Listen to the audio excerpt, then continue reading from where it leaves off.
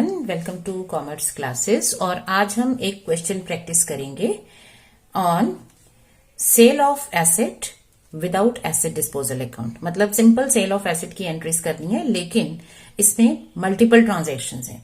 मतलब काफी सारी मशीन्स खरीदी और बेची जा रही हैं। सो दोनों मेथड जो हमने सीख लिए, with provision and without provision, दोनों के अकॉर्डिंगली हम इसकी अकाउंटिंग करेंगे। ठीक है। सो पहले हम क्वेश्चन को समझ लेते हैं और उसको ईयर वाइज प्लान कर लेते हैं कि कब कब क्या क्या ट्रांजैक्शन होनी है। सो 1 अप्रैल 2016 firm purchase machinery for 3 lakh rupees with IGST। तो जीएसटी की अलग एंट्री की जाती है, 12%, इसका मतलब 36,000 वो अलग से पे कर दोगे। इनपुट IGST टू बैंक, उसको हमारे अकाउंट्स में कहीं नहीं लेके आना। तो अगर हम अकाउंट्स बना रहे हैं तो इसकी कोई एंट्री नहीं है, ये अलग है। On 1st October 2016, another machine was purchased for 1,50,000। इसका मतलब क्या हो गया, अब हमारे पास हो गई हैं दो मशीन्स, ये मशीन 1 और ये मशीन 2। तो हम अगर ईयर वाइज स्टार्ट करें तो सबसे पहले हमारा 1 अप्रैल 2016, तो हमारा फर्स्ट ईयर जो है वो कौन सा हो जाएगा, 2016-17, जो स्टार्ट हो रहा है 1 अप्रैल 2016 को और एंड हो रहा है 31 मार्च 2017 को। इस ईयर में इस डेट को 1 अप्रैल 2016 को आपने M1 खरीद ली 3 लाख की। उसके बाद इसके बीच में कहीं, मतलब 1 अक्टूबर यहीं कहीं आएगा ना, यहां आपने 1 अक्टूबर को मशीन 2 खरीद ली 1,50,000 की। नेक्स्ट ट्रांजेक्शन है ऑन 1 अक्टूबर 2017। ठीक है। The machine which was purchased on 1 अप्रैल 2016। तो जो मशीन हमने 1 अप्रैल 2016 में खरीदी थी, इसको हमने क्या नाम दिया था, पहली मशीन है M1। It became obsolete and it was sold for 1,35,000। तो इसकी सेल किस डेट को हो रही है, 1 अक्टूबर 2017। तो अब नेक्स्ट ईयर चलते हैं। तो अब हमारा नेक्स्ट ईयर कौन सा होगा, 2017-18। ये 17 मार्च में खत्म हुआ, तो यहां 1 अप्रैल 2017 को ये शुरू हो गया और 31 मार्च 2018 को ये खत्म होगा। तो हमारी 1 अक्टूबर 2017 इसमें पड़ेगी। अप्रैल 17 के बाद आएगा कहीं अक्टूबर। तो 1 अक्टूबर को M1 की सेल हो रही है कितने में, 1,35,000 में। देन ऑन 1 अक्टूबर 2018, तो 1 अक्टूबर 2018 तो इसका नेक्स्ट ईयर आ जाएगा, क्योंकि ये मार्च में ईयर खत्म हो गया। तो अब हमारा नेक्स्ट ईयर जो स्टार्ट होगा 2018-19, जो 1 अप्रैल 2018 से 31 मार्च 2019 तक जाएगा। यहां 1 अक्टूबर 2018 को आपने एक और मशीन खरीद ली 3,75,000 की। तो ये तीसरे नंबर की मशीन हो गई। While the machine purchased on 1 अक्टूबर 2016, तो 1 अक्टूबर 2016 को हमने जो मशीन खरीदी थी वो थी M2। तो आपने इसी डेट को इस M2 को सेल कर दिया फॉर 1,27,500 पे। इसकी सेल हो गई। Now firm provides depreciation 10% per annum. Depreciation का रेट क्या है, 10% पर एनम। ध्यान से रखना, क्योंकि पर एनम का मतलब टाइम पीरियड ध्यान रखना है। ऑन कॉस्ट, कॉस्ट मतलब ये स्ट्रेट लाइन मेथड हो गया। ऑन 31 मार्च एवरी ईयर, तो हमारा फाइनेंशियल ईयर चल रहा है। सो show relevant accounts for 3 years ending on 31 मार्च 2019। तो ये 3 साल ये हो गए ना, 16-17, 17-18, 18-19, और इस डेट तक के अकाउंट बनेंगे। केस 1 है when no provision is maintained, case 2 है व्हेन प्रोविजन इज मेंटेन्ड। तो अकाउंटिंग में कोई दिक्कत नहीं आती है, कैलकुलेशंस हमारे पास होनी चाहिए। सो अब हम एक वर्किंग नोट बना लेंगे जिसमें हम कैलकुलेशंस करेंगे। तो वर्किंग नोट में क्या है, हमारे पास एक है मशीन 1, दूसरी है मशीन 2 और एक है मशीन 3। तो अब ईयर वाइज स्टार्ट करो। फर्स्ट ईयर 2016-17, इसमें क्या क्या किया, इस ईयर में सबसे पहले M1 परचेज की 1 अप्रैल 2016 को। ठीक है। फिर इस ईयर में 1 अक्टूबर को आपने 1,50,000 की सेकेंड मशीन खरीद ली। ये 2 मशीन्स खरीद ली इस ईयर में। इस ईयर में और कुछ नहीं हो रहा। ठीक है। तो अब यहां पर आपके पास एंड में क्या करना होता है, डेप्रिसिएशन आप चार्ज करते हैं। तो कितना हो जाएगा, फर्स्ट मशीन आपने खरीदी 10% ऑन कॉस्ट। डेप्रिसिएशन क्या है, 10% ऑफ कॉस्ट। तो कॉस्ट अब यही रहेगी, इन दोनों में कॉस्ट पर डेप्रिसिएशन आना है। सो इसका 10% कितने साल के लिए, क्योंकि ये बिगनिंग में खरीद ली थी, यही आपने इस मशीन को खरीद लिया था, तो ये पूरा ईयर आपके पास रही, तो इसमें पूरे ईयर का डेप्रिसिएशन लग गया 30,000। बट ये जो दूसरी मशीन है ये आपने खरीदी है अक्टूबर में, तो ये अक्टूबर में जब आपके पास आई तो अक्टूबर से लेके मार्च तक ये कितना टाइम रही, अक्टूबर, नवंबर, दिसंबर, जनवरी, फरवरी, मार्च, 6 मंथ्स, तो इस पे सिर्फ 6 मंथ्स का डेप्रिसिएशन लगेगा। तो ये आ गया 7500। तो अब इनकी रिटर्न डाउन वैल्यू कब, इस ईयर के एंड में, तो ये ईयर आपका खत्म हो रहा है 31 मार्च 2017 को, इसकी रिटर्न डाउन वैल्यू हो गई 2,70,000 और यहां पर आ गई 1,42,500। अब आ जाते हैं नेक्स्ट ईयर। अब ईयर है 2017-18, ठीक है ना, ये ईयर, अब अगला ईयर। इस ईयर में क्या हो रहा है, क्योंकि हमने क्वेश्चन यहां लिख लिया है ना, अब हमें ऊपर नहीं पढ़ना। 1 अक्टूबर को एसेट की सेल हो रही है, कौन सी वाली, M1, तो M1 की सेल हो रही है 1 अक्टूबर 2017 को सेल। तो सेल के टाइम पे क्या करना होता है, 3 वर्किंग होती है। नंबर 1, डेप्रिसिएशन प्रोवाइड करो। सो डेप्रिसिएशन कितने टाइम के लिए, अप्रैल से लेके अक्टूबर तक ये रहा, तो 6 मंथ्स का डेप्रिसिएशन। तो कितना हो जाएगा, डेप्रिसिएशन का रेट है 10% ऑन कॉस्ट। सो कॉस्ट है 3 लाख, इसका 10% फॉर 6 मंथ्स, तो कितना आ गया 15,000। तो इसकी बुक वैल्यू आ गई 2,55,000। मतलब जब इस एसेट की सेल हो रही है उस टाइम इसकी वैल्यू बुक्स में इतनी बचती है, ये डेप्रिसिएशन दे देंगे तो इसकी वैल्यू बचेगी 2,55,000, लेकिन इसकी सेल कितने में की है, 1,35,000 में, ठीक है। तो यहां आपको क्या हो गया, लॉस ऑन सेल हो गया 1,20,000, कम में बिक रही है, लॉस हो गया, ये मशीन खत्म। अच्छा, अब और कुछ किया इस ईयर में, इस ईयर में और कुछ नहीं किया, first machine hour, second machine आपके पास अभी भी है, तो आप डेप्रिसिएशन प्रोवाइड करोगे मशीन 2 पर, कितना, 10% ऑफ द कॉस्ट। कॉस्ट है 1,50,000, तो 15,000 डेप्रिसिएशन। यही अगर SLM की जगह WDV मेथड होता तो हम रिटर्न डाउन वैल्यूज पर डेप्रिसिएशन कैलकुलेट करते, ठीक है। तो अब ये आ गया तुम्हारे पास 1,27,500, ये आ गई बुक वैल्यू इस ईयर के एंड में।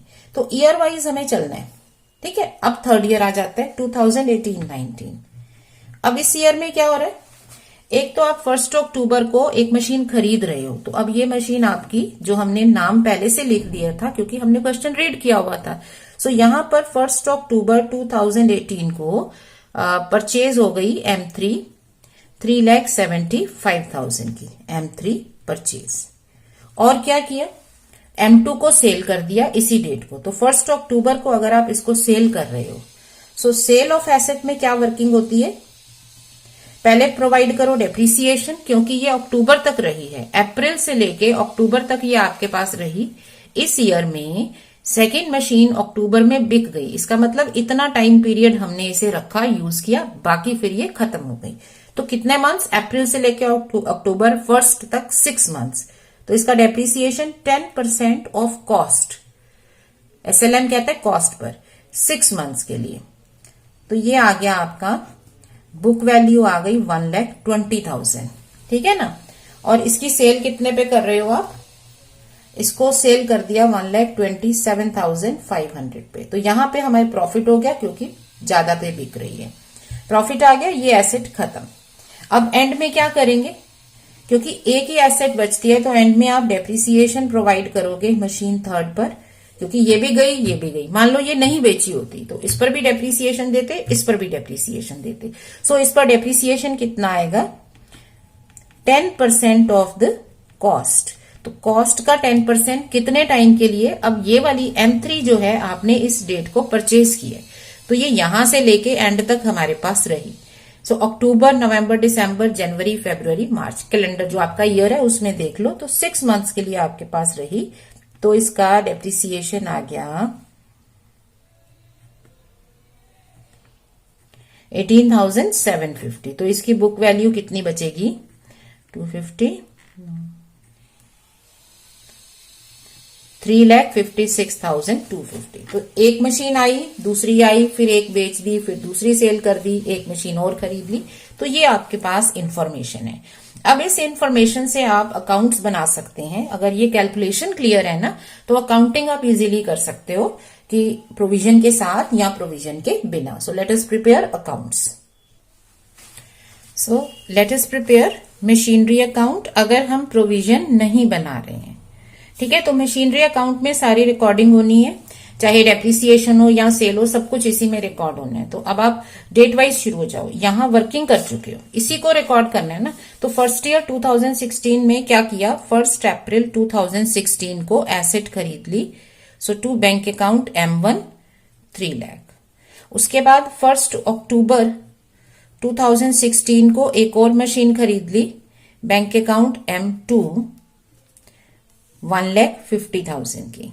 एंड में डेप्रिसिएशन चार्ज किया और बैलेंस कर दिया। सो 31 मार्च 2017 को बाय डेप्रिसिएशन अकाउंट कितना M1 और M2 पर आ गया 30,000 और 7,500। सो 37,500 आ गया डेप्रिसिएशन, और इसी डेट को बैलेंस कितना बच गया M1 और M2 का 2,70,000 एंड 1,42,500। सो 4,12,500। अब आप टोटल करके मिला सकते हो 4,50,000, मतलब हमारा बैलेंस करेक्ट है। नहीं तो टोटल नहीं मिलते ना, ठीक है। अब नेक्स्ट ईयर आ गया 1/4/17 को टू बैलेंस ब्रॉट डाउन कितना आ गया, M1 2,70,000, M2 1,42,500। सो आ गया 4,12,500। ये तो हमने बैलेंस लिख लिया। अब इस ईयर में क्या हुआ है, सेकेंड ईयर में आपने इस एसेट की M1 की सेल कर दी। तो सेल के टाइम 3 चीजें रिकॉर्ड होती हैं। सेल की 1 अक्टूबर 2017 को। सबसे पहले डेप्रिसिएशन चार्ज करो, जितना पीरियड आपने इसको यूज किया, कितना था 15,000। उसके बाद आप यहां पर सेल रिकॉर्ड करो, तो सेल हुई 1,35,000 पे। अब लॉस रिकॉर्ड करो, तो लॉस हम यहां रिकॉर्ड करते हैं। So by P&L account loss on sale of asset 1,20,000। तो ये सेल की तीनों रिकॉर्डिंग, अमाउंट कैलकुलेटेड है, यहां लिख देने हैं बस, ठीक है ना। अब इसके आप चेकिंग कर सकते हो क्या कि आपकी फर्स्ट मशीन थी बुक्स में 2,70,000 की, तो क्या ये सारा अमाउंट बुक में से निकल गया। जैसे एसेट हमारे बिजनेस से चली गई, तो इसका जो मॉनेटरी वैल्यू है वो भी बुक में से आउट हो जानी चाहिए। तो देखो 15,000 डेप्रिसिएशन की वजह से 1,35,000 सेल में मिल गया वापस, और बाकी का अमाउंट हो गया लॉस में। सो 2,70,000 आपका कैंसिल हो गया। ये जितना अमाउंट था अब ये सारा कैंसिल हो गया। अब इस अकाउंट में सिर्फ M2 बचते हैं, ठीक है। अब इस ईयर में क्या किया, एंड में हमने इस पर डेप्रिसिएशन चार्ज किया। सो बाय डेप्रिसिएशन अकाउंट किस पर, M2 पर किया, कितना 15,000, ठीक है। और बाय बैलेंस, अब बैलेंस कितना बचेगा, बिना देखे भी हम बता सकते हैं बैलेंस कितना होगा। फर्स्ट मशीन जा चुकी है, सेकेंड मशीन बचती है, सेकेंड मशीन पर डेप्रिसिएशन 15,000 है, तो इसका बैलेंस बचता है 1,27,500। आप टोटल चेक कर सकते हो, मिल जाएगा, है ना। तो अब ये सिर्फ हमें ध्यान रखना है, ये सेकेंड मशीन का बैलेंस है। ये सेकेंड मशीन आपके पास अभी रह रही है, इसी का ये बैलेंस है। अब M1 आउट हो चुकी है। अब नेक्स्ट ईयर स्टार्ट हुआ। सो बैलेंस ब्रॉट डाउन किसका है, हमारे पास है सेकेंड मशीन का बैलेंस है 1,27,500। अब क्या किया इस ईयर में, आपने सेकेंड मशीन को सेल किया। तो सेल के टाइम देखो 3 ट्रांजेक्शन, कब सेल कर रहे हो, 1 अक्टूबर।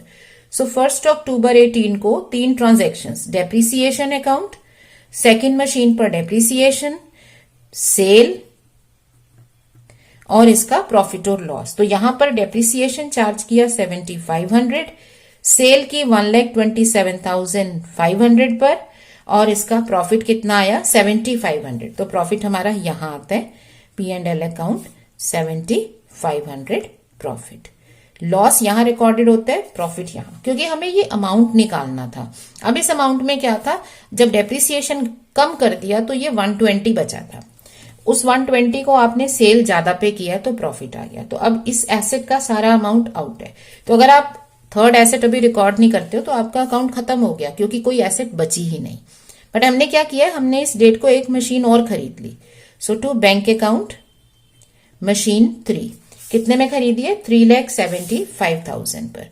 तो इसे रिकॉर्ड करो और एंड में 31 मार्च 2019 को आप इसको डेप्रिसिएशन देंगे 18,750 और आपके पास बैलेंस बच जाएगा सिर्फ M3 का 3,56,250। ठीक है ना? तो अब आप टोटल कर सकते हो।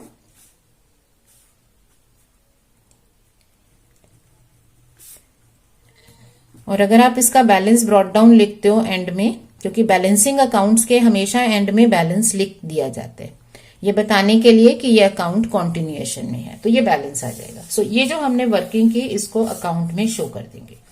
अब यही अगर हम मशीन की जगह डेप्रिसिएशन प्रोविजन अकाउंट में लिख रहे होते तो हमारी वर्किंग क्या होती? अब तो हमने दोनों मेथड समझ लिए है ना, प्रोविजन फॉर डेप्रिसिएशन में भी सेल की एंट्री कर ली है और इसमें भी। तो अब क्या हुआ, फर्स्ट ईयर में क्या ट्रांजैक्शन है, 2 मशीन्स खरीदी, सो टू बैंक अकाउंट M1 और 1 अक्टूबर में एक और मशीन खरीदी टू बैंक अकाउंट M2। तो दोनों मशीन्स को परचेज कर लिया। इसके अलावा यहां टाइमलाइन पे देखो, 2 मशीन खरीदी और कुछ नहीं किया, तो एंड में क्या करना होता है, हमें एंड में डेप्रिसिएशन चार्ज करना होता है। सो डेप्रिसिएशन अब क्योंकि हम प्रोविजन बना रहे हैं तो डेप्रिसिएशन एसेट में नहीं आता, प्रोविजन में आता है। सो आप लिखोगे bye depreciation account M1 M2। M1 का 15,000, दूसरे का 7,500, सॉरी M1 का 30,000 और उसका 7,500, 37,500। तो ये इस डेट को इसका बैलेंस हो जाएगा, बैलेंस कैरी डाउन 37,500। टोटल कर दोगे, यहां लिख दोगे M1 M2 का कितना कितना है। ठीक है ना? और नेक्स्ट डे ये बैलेंस ब्रॉट डाउन हो जाते हैं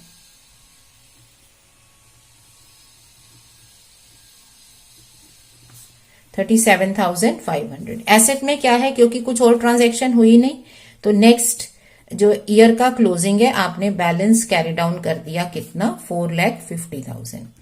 अब अंदर से हमें पता है कि ये 4,50,000 में M1 3 लाख की है, M2 1,50,000 की है। आप चाहो तो इसमें भी लिख दो या उसे वर्किंग में ही रहने दो।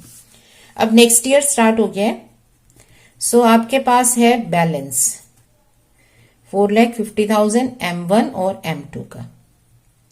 अब इस ईयर में आपने क्या किया, आपका क्वेश्चन ये रहा, इस ईयर में हमने एक सेल की है, तो सेल के टाइम क्या होता है, 3 entries, depreciation, number 2 sale, number 3 profit और लॉस। अब जब हम डेप्रिसिएशन चार्ज करेंगे तो एसेट का डेप्रिसिएशन तो हम लिख रहे हैं प्रोविजन में, कितना आया इसका डेप्रिसिएशन 15,000, इसका डेप्रिसिएशन तो हम प्रोविजन में लिख रहे हैं।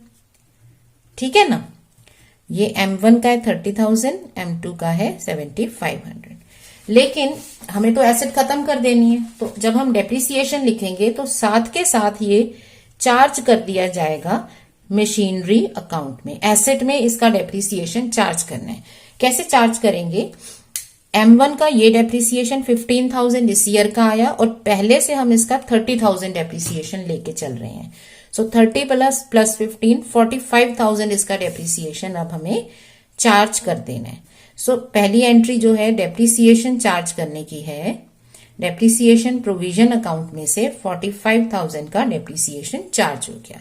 सो डेप्रिसिएशन की एंट्री हो गई, बैंक अकाउंट की एंट्री हो गई। बैंक कितने का था, इसकी सेल कर रहे हो 1,35,000 पे।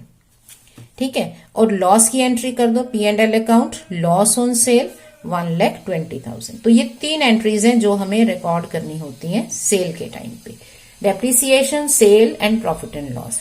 डेप्रिसिएशन 2 बार आ गया क्योंकि डेप्रिसिएशन अब तक हमने चार्ज नहीं किया था, बट अब हमें इसको क्लोज करना है तो चार्ज करना पड़ेगा। सो एंड में इसका डेप्रिसिएशन इसको चार्ज कर दो और सेल करके प्रॉफिट लॉस निकाल दो। तो पूरा 3 लाख इसमें से आउट हो गया। अब बचा सिर्फ 1,50,000, क्योंकि इस ईयर में और कुछ नहीं किया है, तो एंड में आके हम क्या करेंगे, डेप्रिसिएशन चार्ज करते हैं एसेट पर। तो आपने एंड में इस मशीन पर कितना डेप्रिसिएशन चार्ज किया, 15,000। सेकेंड मशीन पर डेप्रिसिएशन चार्ज किया और बैलेंस कर दिया अकाउंट को। अब आपके पास कितना बैलेंस आएगा, 22,500 डेबिट और क्रेडिट का टोटल करके आप मिला सकते हो। और अगर नहीं भी करना चाहते, लॉजिकली सोचो तो सेकंड मशीन बचती है ना, तो सेकंड का डेप्रिसिएशन आना चाहिए। तो सेकंड का पहले डेप्रिसिएशन था 7,500, अब इसका है 15,000, तो सेकंड का डेप्रिसिएशन बनेगा 22,500, वही यहां पर आना चाहिए, या बैलेंस आउट कर लो। यहां पर हम अगर बैलेंस करते हैं अकाउंट को, तो बिना कैलकुलेशन के भी हमें पता है कि हमारी एक एसेट जा चुकी है, सेकंड मशीन हमारे पास है, तो सिर्फ सेकंड मशीन की वैल्यू बचेगी। आप चाहे डेबिट और क्रेडिट का डिफरेंस करके निकालो या इसको एज इट इज लिख लो। तो अब हमारे पास बैलेंस ब्रॉट डाउन आ गया, सेकंड मशीन 1,50,000 और यहां पर बैलेंस ब्रॉट डाउन हो गया, सेकंड मशीन का डेप्रिसिएशन 22,500। अब आ गया थर्ड ईयर। थर्ड ईयर में दो चीजें की हैं, क्या क्या? एक तो आपने एक नई मशीन खरीदी है और एक आपने M2 को सेल किया। जब एसेट को सेल किया तो इसकी सेल की ये वर्किंग है।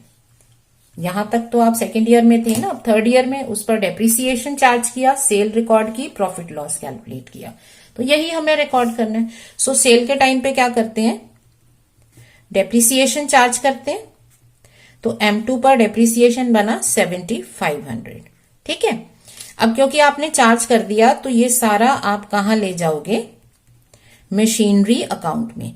क्योंकि देखो मशीनरी अकाउंट में ये पूरे वैल्यू पे मशीन है, लेकिन इतनी नहीं थी इसकी वैल्यू, ये तो यूज हो चुकी है, इसकी वैल्यू खत्म हो चुकी है। सो इसको दिखाना पड़ेगा बुक्स में कि ये नई नहीं है, ये यूज हुई है, इसकी वैल्यू कम है। तो इसका 30,000 का डेप्रिसिएशन अब तक टोटल आ चुका है, तो वो सारा 30,000 आप यहां लिख दोगे। So by provision for depreciation account, आपको बुक्स में बताना पड़ेगा कि इसकी वैल्यू कम है, जो यहां कैलकुलेट की है ना बुक वैल्यू, वो यहां भी दिखनी चाहिए, ठीक है। अब ये 120 की है, इसकी सेल हमने कर दी 1,27,500 पर।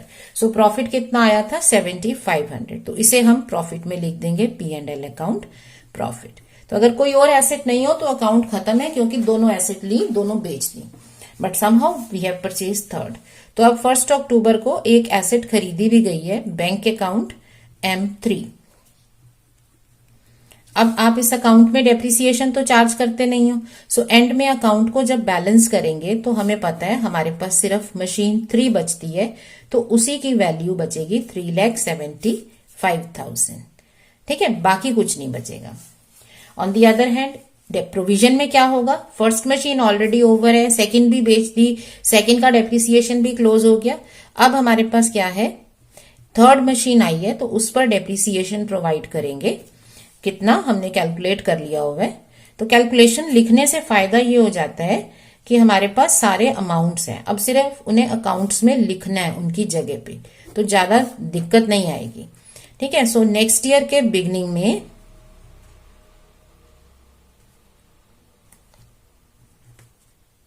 आपके पास बैलेंस ब्रॉट डाउन कितना आ गया, ठीक है।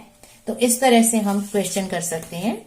ये वर्किंग नोट बनाना जरूरी है, अगर आपको ये क्लियर है तो आप अकाउंट्स तो किसी भी तरह से बना लोगे। आगे जब हम ऐसे डिस्पोजल अकाउंट सीखेंगे, even in that case you can easily prepare the account, क्योंकि कैलकुलेशन हमारे पास है। नॉर्मली क्या होता है, स्टूडेंट्स जब अकाउंट के साथ कैलकुलेशन कर रहे होते हैं तो कंफ्यूज हो जाते हैं कि कौन सी वैल्यू लें, कितना प्लस कितना माइनस। ये हमने individually first machine, second machine, third machine हमने अलग अलग कर लिया।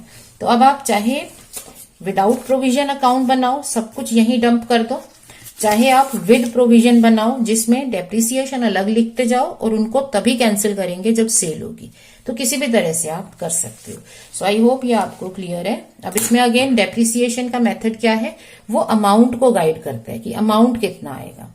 डेप्रिसिएशन के मेथड से अमाउंट्स आते हैं, तो अगर हमें यहाँ पे कॉस्ट की जगह WDV कह देते तो हमारी कैलकुलेशन में अमाउंट बदल जाते। अकाउंटिंग तब भी वही रहेगी, ठीक है, मेथड का अकाउंटिंग पे फर्क नहीं पड़ रहा।